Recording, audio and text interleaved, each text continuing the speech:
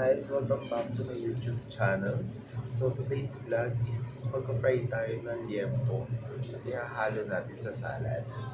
So mamalengke muna tayo. Tara!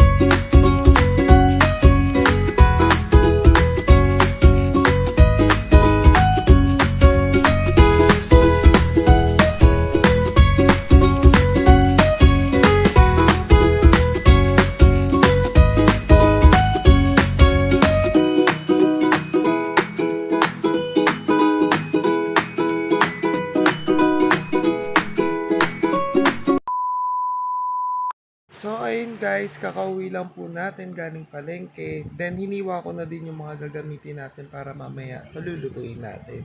Stay tuned!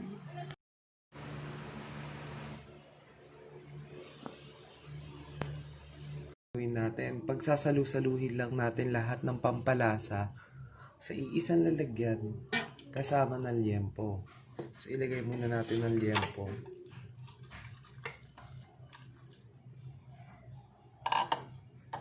Sunod natin ng bawang.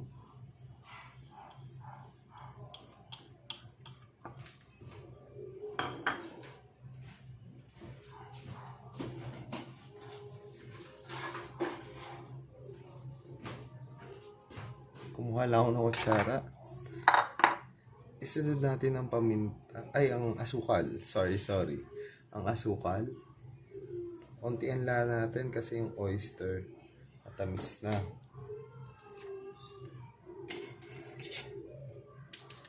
Sunod natin ang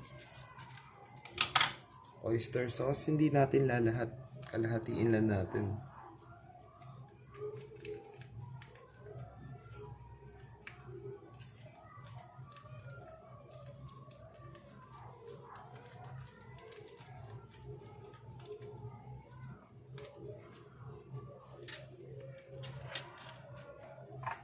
Konting paminta para pampalasa.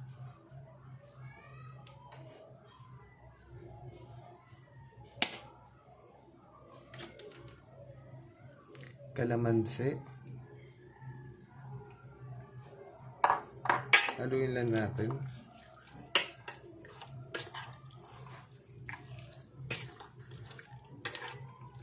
Tapos lasahan nyo din. Depende talaga sa timpla nyo kung gaano gusto nyo karami na pampalasa. Like asukal, kalamansi. For me, para at least magkaroon siya ng konting kulay pa. Magkaroon ng medyo pagka-salty dahil hindi natin nilagyan ng asin. Lalagyan ko siya ng toyo. Kuha lang ako ng toyo.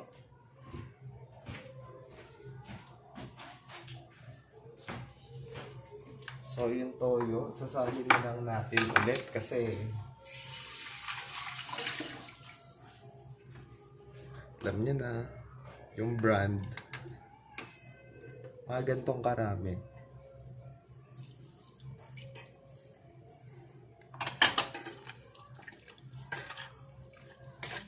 Tapos halu-haluin niyo lang po siya hanggang sa alam nyong lahat ng pampalasa ay na-cover na yung laman.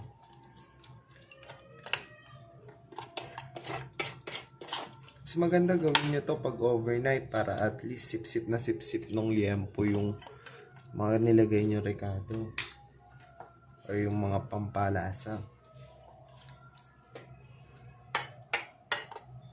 Set aside lang natin siya.